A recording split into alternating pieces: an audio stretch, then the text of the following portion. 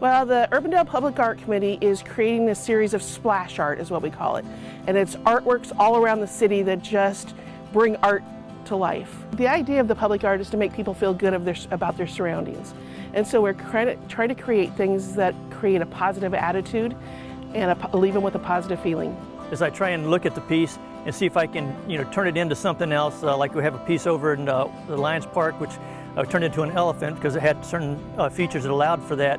But then if it doesn't have that, I try and work it into the environment. Like this piece is near a pond, and so I tried to incorporate a turtle and give some funny characters for the children walking by. Nothing better than seeing grandparents walking with their grandchildren over to take a look at it and jump around on it and have fun.